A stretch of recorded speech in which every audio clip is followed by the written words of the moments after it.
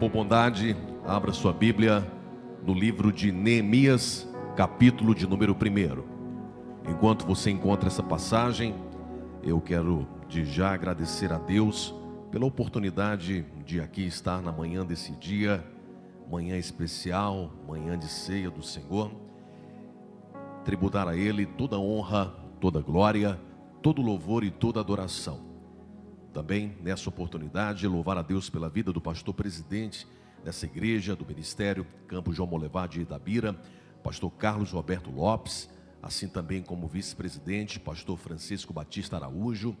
Louvar a Deus pela vida do pastor Cleiton, que é representante da Comadre Leste também, junto ao nosso Conselho Nacional da Juventude. Trago um abraço do nosso líder, pastor José Wellington Neto.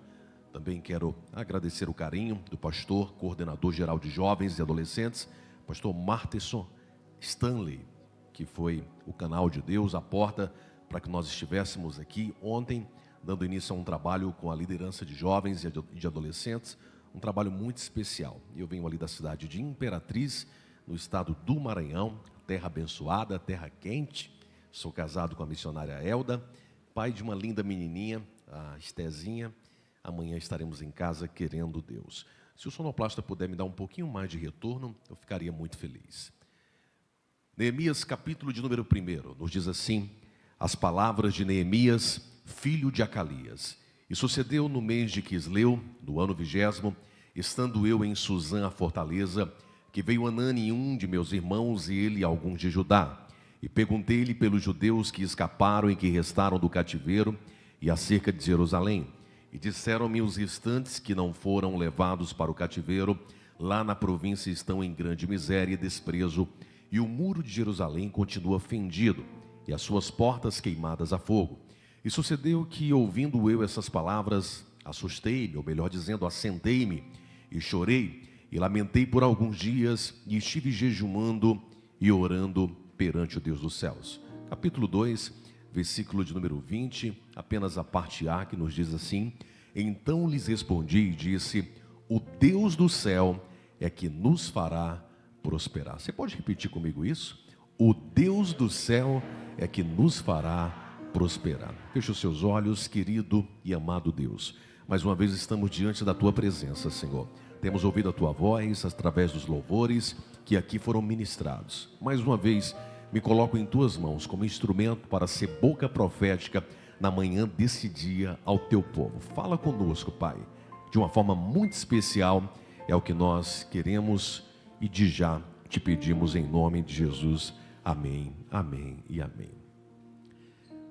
Eu prometo ser breve em minhas palavras, tenho consciência do tempo, consciência de que hoje também é um dia especial, onde logo mais participaremos da ceia do Senhor. Mas tem uma palavra de Deus aos seus corações. Queridos e queridas, o texto que nós acabamos de ler, ele faz referência a um dos personagens mais emblemáticos do período velho testamentário, conhecido como o reconstrutor dos muros de Jerusalém.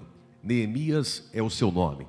Neemias foi um grande líder do período do Velho Testamento, tanto que existem muitos escritores, entre eles o pastor americano Rick Warren, que faz uma abordagem da vida desse homem dentro de uma perspectiva do grande líder que ele fez. Mas hoje eu não quero falar sobre Neemias na perspectiva do grande líder que ele foi, mas de um homem de dores, de um homem que se compadeceu do seu povo e que tem algumas lições preciosas na manhã desse dia a nos ensinar. E apenas para que a gente possa contextualizá-lo dentro de um período histórico, é importante nós dizermos que no ano de 586 a.C., a cidade de Jerusalém ela foi invadida pelo Império Babilônico.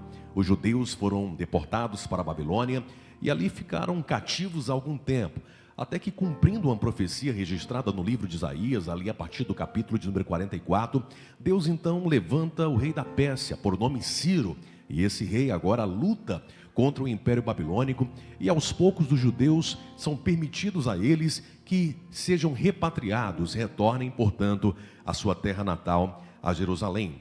Do ano de 537 a.C., portanto, agora um primeiro grupo de judeus vai a Jerusalém, consigo sendo levados por Zorobabel e levando os utensílios da casa do Senhor. Depois do ano de 516, é a vez de um outro grupo, liderado por Esdras, o escriba, ir a Jerusalém com a finalidade de reconstruir o templo.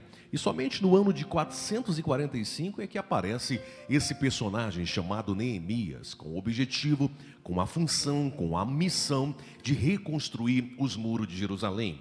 Queridos e queridas, as cidades eram protegidas por muros. Todas as vezes que um exército chegava em uma cidade e se apoderava dela, a primeira coisa que esse exército fazia era destruir os muros. Ora, sem proteção, os habitantes se sentiam inseguros. E não era diferente em Jerusalém. Eles estavam sem nenhum tipo de esperança, eles estavam totalmente desalentados, com os muros caídos. A sensação era de que Deus havia os desprezado. E quem era Neemias? Neemias, ele morava na fortaleza de Suzã, onde reinava um rei por nome Artaxerxes. Neemias, ele era o copeiro do rei, era uma espécie de um primeiro-ministro, era um guarda-costa, era o copeiro do rei. E uma das missões de Neemias era provar o vinho do rei, porque certamente naquela época havia muitos atentados contra o rei. Neemias, portanto, era aquele que, antes do rei beber o vinho, ele então era o provador do vinho. Nos diz a palavra que um dia, então, Hanani, um dos irmãos de Neemias, vai até Jerusalém, passa alguns dias lá. Neemias, certamente, esperando boas notícias a respeito de seu povo, a respeito de Jerusalém. Mas diferente do que ele imaginava, Hanani não lhe traz boas notícias. Ao contrário disso, ele diz: olha, meu irmão, o nosso povo em Jerusalém continua deprimido, nossos parentes estão desalentados, os muros continuam caídos, reconstruíram o templo, mas toda a cidade está em ruínas, estão invadindo a cidade e o povo realmente está desalentado. Só trago más notícias a respeito de Jerusalém.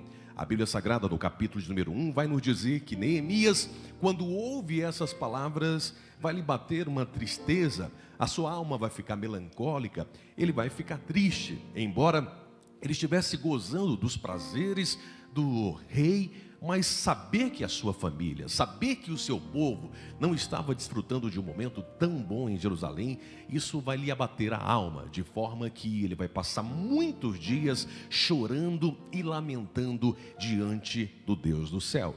E eu já quero, de forma muito prática, muito objetiva, fazer, mediante esse texto, algumas aplicações para as nossas vidas. Conosco também não é diferente, queridos. A nossa vida, na verdade, é uma montanha de emoções. Tem dia que a gente acorda super bem, mas tem dia que a gente, sabe, está tão triste que a vontade é nem mesmo de levantar da cama.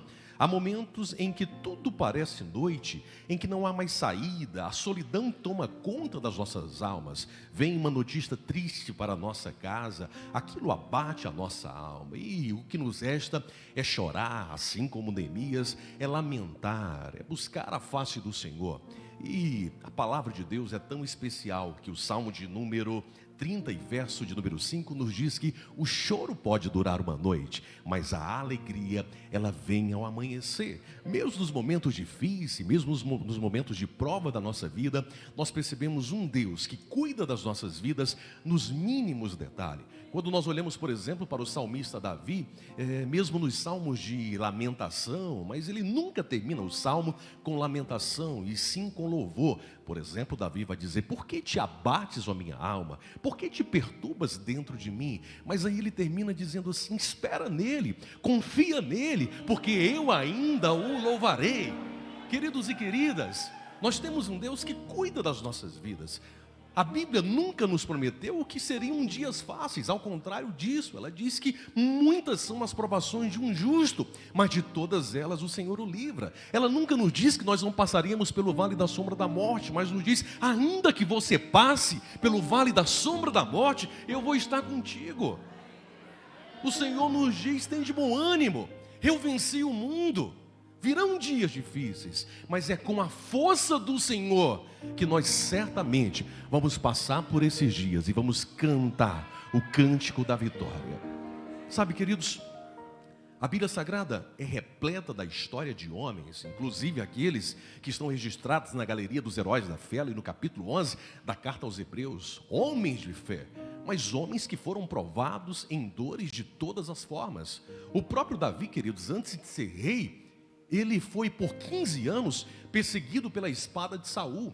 E Saul só não conseguia matar, capturar Davi, destruir com a vida dele, porque Davi conhecia muito bem os bosques, montanhas e vales de Israel. Mas é uma passagem que me chama muita atenção, quando lá no livro de 1 Samuel, capítulo de número 23, agora Saul arregimenta 3.000 homens de guerra. Esses homens não eram homens comuns, esses homens eram verdadeiros atiradores de elite, eram verdadeiros snipers. Conforme a Bíblia, eles não deixavam com que nenhum fio de cabelo escapasse com a arma, a funda que eles usavam naquela época, de tão peritos que eles eram naquele tipo de armamento. E agora Saul pega os seus 3.000 melhores soldados para pelejar, para capturar, para destruir a vida de Davi, para interromper os planos de Deus. 1.500 homens pela frente, 1.500 homens por trás. A notícia chega para Davi dizendo: Davi, as coisas não estão boas para você. Saul pegou 3.000 guerreiros para te matar. Outrora você lutou contra um gigante, contra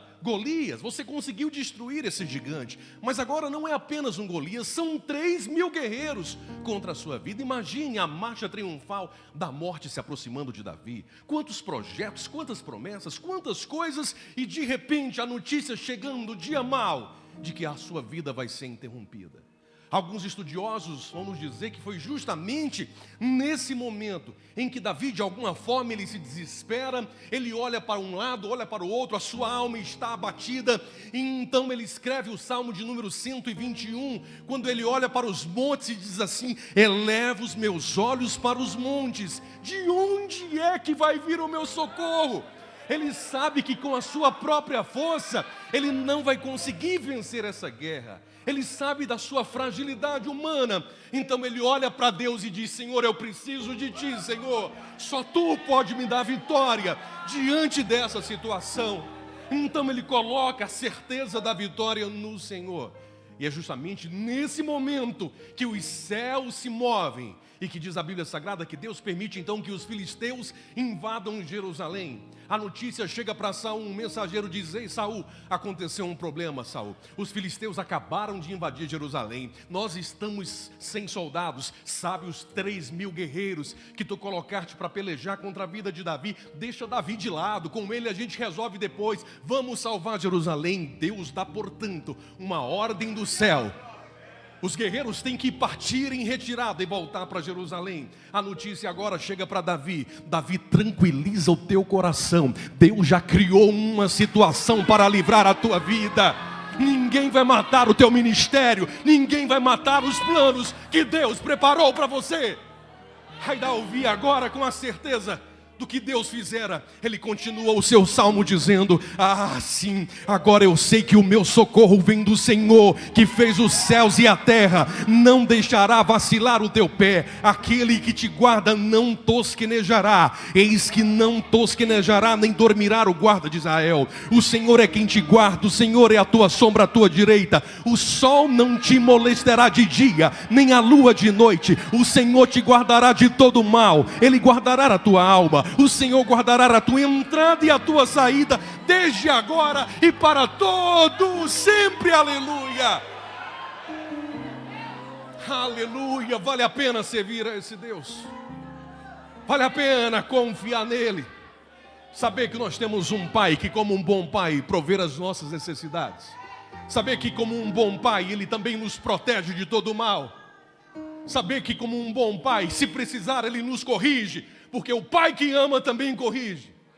Saber que, como um bom Pai, Ele também nos prepara uma herança e o direito de um dia morar com Ele no céu para toda a eternidade, como co-herdeiros do Senhor Jesus Cristo. Aleluia, aleluia, aleluia. Neemias está triste com a sua alma abatida, mas Neemias não é um homem qualquer. Neemias, ele sabe que existe uma arma que ele pode vencer essa guerra, e que ele pode se tornar um agente de Deus para transformar a situação do seu povo.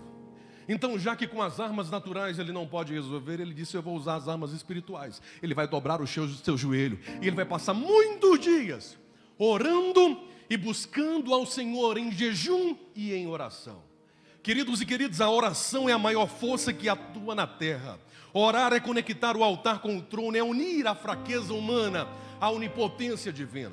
Quando nós olhamos para a própria pessoa do nosso Senhor e Salvador Jesus Cristo, o Verbo encarnado, o Messias de Deus, aquele que é o primeiro e o último, aquele que é o princípio e um fim, aquele que é o alfa e o ômega, Jesus, sendo o Filho de Deus, ele nos dá uma lição extraordinária ao nos mostrar a importância de nós vivermos uma vida de oração.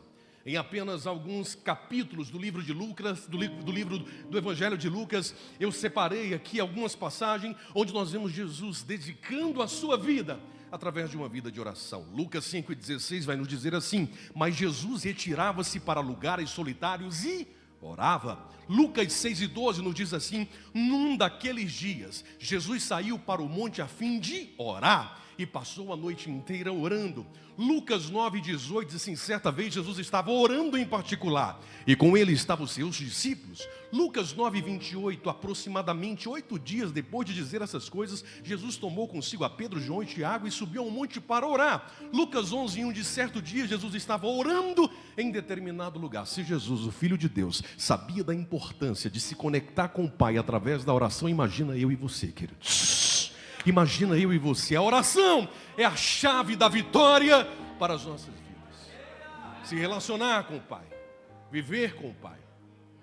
E Neemias então agora vai passar alguns dias orando e buscando a santa face do Senhor. Ele está no palácio, com a sua alma abatida, mas buscando a Deus em oração, de forma que a vitória de alguma forma possa vir para o seu povo e para a sua vida. Um dia o rei chega diante de Neemias. Neemias está triste. O rei olha para ele e pergunta: ô Neemias, o que está acontecendo com você, Neemias? Eu nunca te vi assim. Será se todas as benesses do palácio não estão te fazendo bem? Você come do melhor, você tem os melhores aposentos. Você é um grande amigo que eu tenho. Você é o meu primeiro-ministro. Você é alguém que se relaciona comigo. E por que você está com a sua alma batida?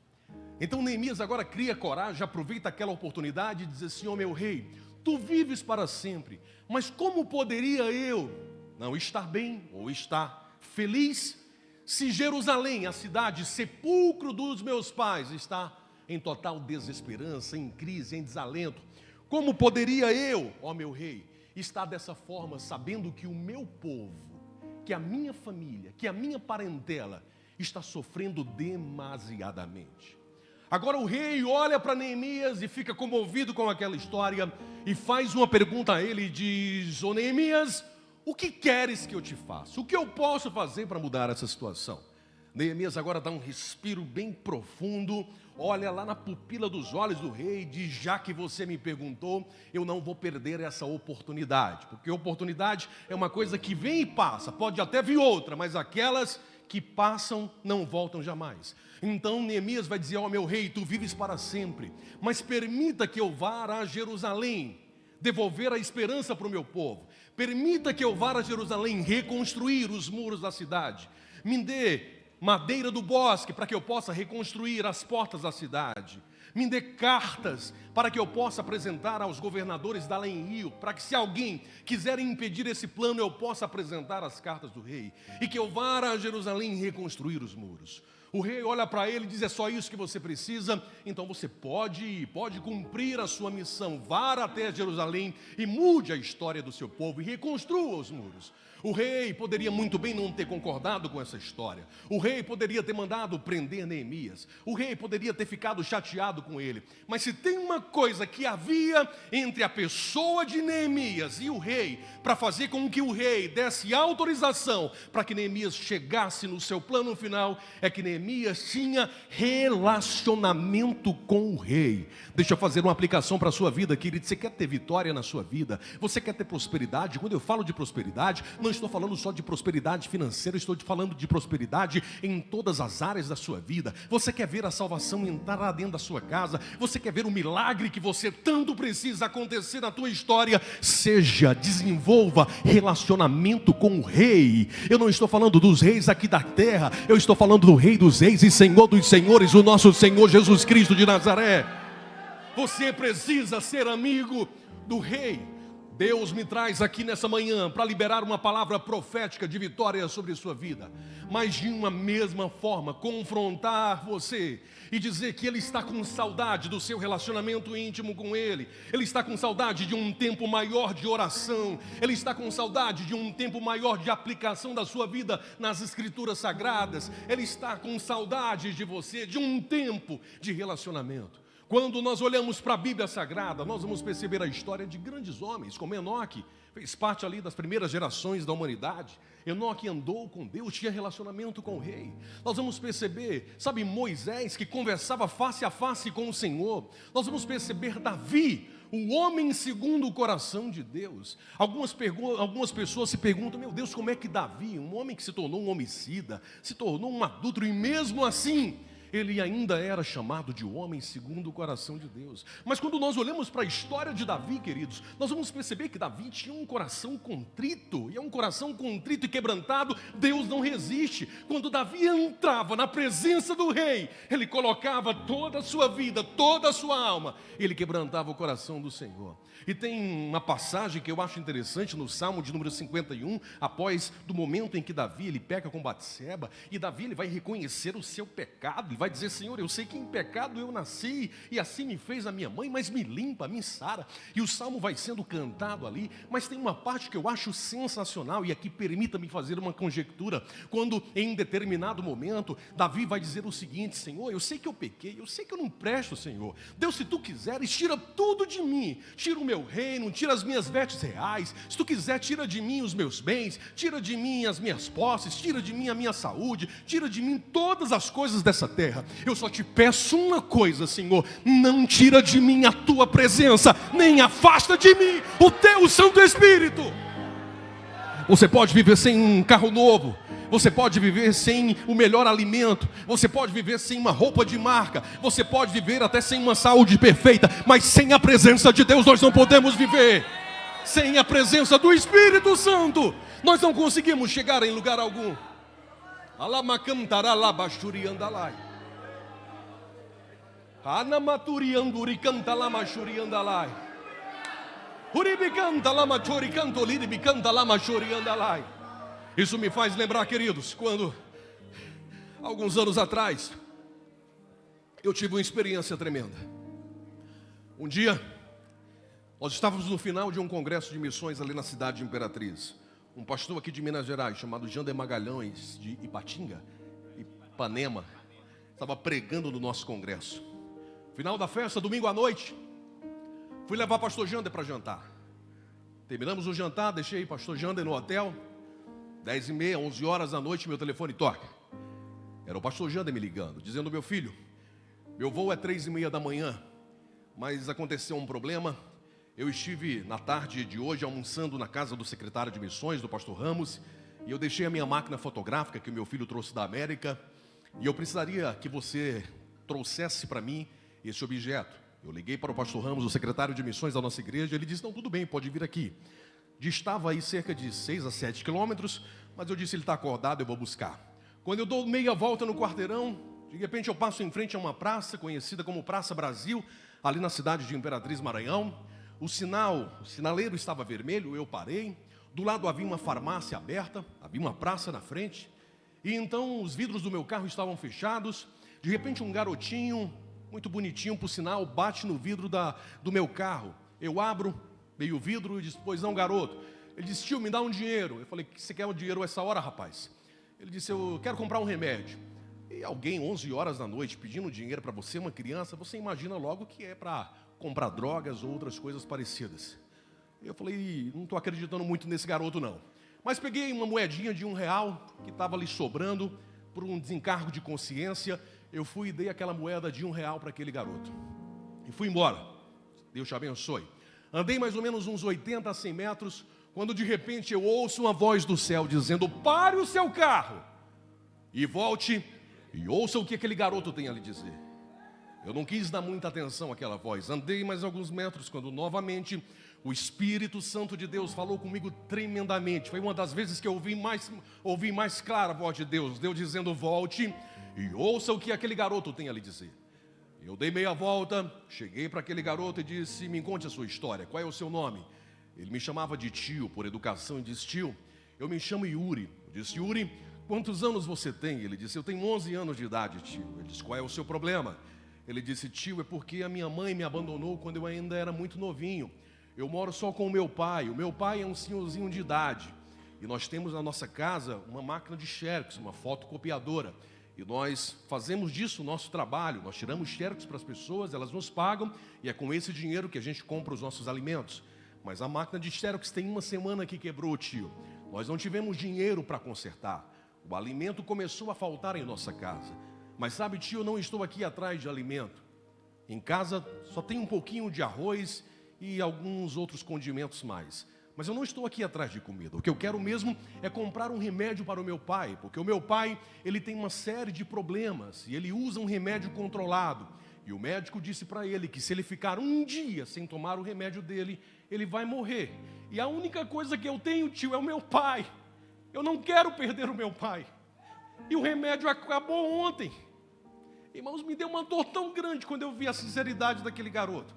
Eu disse: desde que hora você está aqui, Yuri? Ele disse: eu estou aqui desde 4 horas da tarde. Eu disse: quanto você tem aí? Ele disse: tio, tudo que eu consegui aqui foram R$6. Eu disse: meu Deus, eu vou ajudar esse garoto. Aí eu achei, irmãos, que o remédio era uns 20. Eu disse: 6 para 20, falta só 14, eu vou completar. Enfim, não vai fazer nenhum mal. Eu disse: deixa eu ver aqui esse remédio. Fui na balconista. Eu disse: minha senhora, você tem esse remédio aqui? Ela disse: olha, eu não tenho, mas aqui na frente tem. Eu disse: por curiosidade, para que eu fui fazer essa pergunta? Eu disse: quanto custa esse remédio? Ela olhou a receitinha azul controlada. Ela disse: ó, senhor, custa R$250. Eu disse: senhor, não era comigo não esse negócio. Quem é que para no meio da noite para comprar um remédio para uma criança que custa R$250? Aí eu respirei fundo, olhei a carteira e disse: é Jesus. Eu acho que, enfim, eu me confundi nessa história, porque nem dinheiro eu tenho. E se fosse R$20, eu até comprava o remédio desse garoto. Mas 250, pai, não tem jeito não. Comecei a me questionar com Deus e realmente eu não tinha dinheiro. Aí Deus olhou para mim e disse: meu filho, realmente você não tem dinheiro na carteira, mas você tem um cartão de crédito, você vai comprar o remédio porque eu estou mandando. Desobedece. Eu disse: eu vou ter que comprar, Deus está mandando. Mas como um líder de jovens, como um pastor, como um ganhador de almas, como um evangelista, eu disse: esse remédio está caro. Então eu vou primeiro pregar para esse garoto, ele vai se converter, eu vou ganhar essa alma para Jesus, e aí eu vou dar um remédio que o pai dele precisa. Eu vou comprar porque Deus está mandando. Mas essa alma daqui, ela vai sair salva hoje. Eu disse: eu vou ganhar esse garoto para Jesus. Eu disse: eu não vou perder essa alma para o inferno. Eu, animado, irmãos, peguei a minha Bíblia e disse: Yuri, senta aqui que eu quero conversar contigo. Eu disse: eu tenho uma boa notícia para você. Ele disse: qual é, tio? Ele disse: eu vou comprar o remédio que o seu pai precisa. Ele disse: é mesmo? O senhor está falando sério? Eu disse: estou falando sim. Mas antes, eu preciso ter uma palavrinha com você. Eu abri a Bíblia e disse: Yuri, você algum dia na sua vida, por acaso, já pisou em uma igreja? Ou alguém já falou sobre Jesus para você? Irmãos, aquele garoto deu um sorriso para mim e disse: ô tio, que pergunta mais boba é essa que o senhor está fazendo para mim? Jesus é o meu melhor amigo, eu sou crente da Assembleia de Deus, o meu pai é o porteiro e é presbítero da igreja. Eu disse: Yuri, e o que foi que você disse para Jesus antes de vir para cá? Ele disse: Jesus, tu és o meu melhor amigo.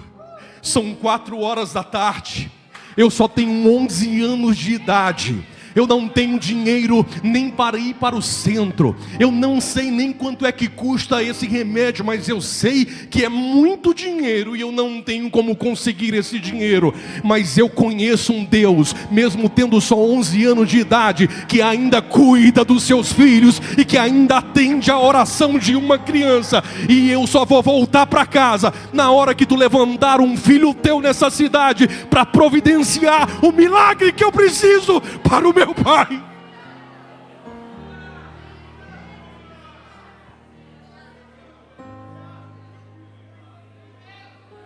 Eu achei que eu ia ganhar aquele jovem para Jesus. Aquele jovem marcou a minha vida. Deus estava dizendo: eu ouvi a oração de uma criança de 11 anos de idade. Eu continuo ouvindo o teu clamor, eu continuo ouvindo a tua oração. Alabacantarabachuri canta, não deixe de orar, não deixe de buscar a face do Senhor Jesus. Ele tem providência para a tua casa, Ele tem providência para a tua vida. Na hora certa Ele vai chegar com a vitória que você precisa. Acredite. Para você que é mãe, deixa eu te contar uma coisa.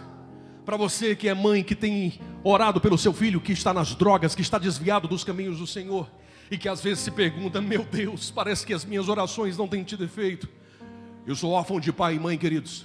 Com 17 anos de idade eu perdi minha mãe para o câncer. Nós inclusive um ano antes morávamos aqui em uma cidade chamada Divinópolis, Minas Gerais. Foi o último ano em que nós estivemos no campo missionário. Com 17 anos, vendo a minha mãe em cima de uma cama em um estado vegetativo, eu pedi para Deus levá-la. Um dia depois Deus levou e eu fiquei órfão de pai e de mãe, com a responsabilidade de criar 3 irmãos menores. Eu estava vivendo na minha adolescência uma depressão tremenda. Eu olhava para mim como um improvável e dizia: eu não vou chegar em lugar algum.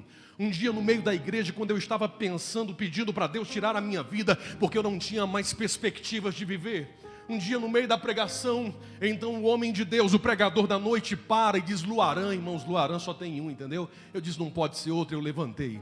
Ele começou a dizer, sabe, muitas coisas que Deus tinha para fazer na minha vida, sabe, que Deus ia me exaltar, que Deus ia soprar o meu nome, que Deus ia me levantar, muitas coisas. Mas teve uma coisa, irmãs, que marcou a minha vida.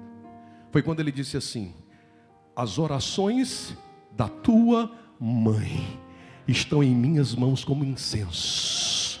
Eu sou fruto das orações de uma mãe que com joelhos no chão e lágrima nos olhos pagou um preço pela minha vida. Alamacantaraba, eu sinto Jesus na casa. Eu sinto Jesus aqui. Eu preciso concluir essa mensagem. Neemias então aceita o desafio. Só que sabe o que acontece, irmãos? De Suzã, onde Neemias estava, até Jerusalém, a distância, segundo a geografia bíblica, era de 1.600 quilômetros. Neemias poderia simplesmente ter desistido disso. Ele poderia ter parado. 1.600 quilômetros, num tempo em que não havia avião, não havia meio de transporte como os de hoje, não havia internet, sobre os lombos de animais, diante de chuva, diante de sol. Ele estava ali, sabe, num palácio, vivendo do bem, comendo de tudo do bom e do melhor, e agora tem que sair de Suzã até Jerusalém, 6 meses, para chegar ao seu destino, para começar a ver os planos de Deus acontecerem. Neemias poderia simplesmente ter parado. Mas se tem uma coisa que eu observo e que serve para as nossas vidas hoje, é que Neemias era um homem de atitude. Neemias era um homem de esperança. Neemias disse: eu vou chegar lá. O Deus do céu é que vai nos fazer prosperar diante dessa hora. Quando sonhamos só, filho, é apenas um sonho. Mas quando sonhamos com Deus, é a certeza de que grandes coisas estão por vir em nossa vida. Ontem eu dizia que o maior dom que Deus nos deu não foi o dom da vista. O maior dom que Deus nos deu foi o dom da visão. A vista é a capacidade de olhar, de enxergar com os nossos próprios olhos. Mas a visão é a capacidade de, pelos olhos da fé, enxergar além do que os nossos olhos físicos podem ver. Com a vista nós vemos o que é, com a visão nós vemos o que poderá ser. É por isso que a Bíblia nos admoesta: nós não vivemos por vista, vivemos por fé. Então, pela fé, comece a abrir os teus olhos espirituais e enxergar o milagre que Deus tem reservado para a sua vida. Mas existe algo que precisa acontecer contigo: atitude, perseverança. O povo de Israel estava diante do Mar Vermelho. Foram reclamar com Moisés: Moisés, vamos morrer. Moisés vai falar com Deus e Deus disse: ô Moisés, porque clamas a mim, diga ao povo de Israel que marche. Diga ao povo de Israel que... Então começa a marchar, meu filho, tem atitude. Enquanto você começar a marchar e tomar as atitudes que você precisa tomar na sua vida, Deus vai fazer o impossível acontecer e vai abrir o Mar Vermelho diante da tua vida. Vou concluir. Neemias então está chegando em Jerusalém. Muita gente querendo parar. Aparece ali um Sambalate, aparece ali um Tobias. E Neemias com as cartas do rei dizendo: sai do meio, Satanás, porque foi o rei que mandou eu passar, e nada vai interromper os projetos que Deus colocou na minha vida. Você acredita nisso, irmãos? Neemias agora reúne o povo, passa a missão, a reconstrução dos muros. Muita gente dizendo não vai dar certo. Na nossa vida não é diferente, né? Diante de tantos sonhos que a gente tem, alguém olha para a gente e diz: meu Deus, você está louco. Quantas vezes na minha vida alguém chegou para mim e disse: ih, você é um sonhador, isso aí não vai acontecer. E quantas pessoas param no meio da caminhada porque deixam com que algumas sementes do mal frutifiquem no seu coração. Mas Neemias era um líder, um agente de motivação para o seu povo.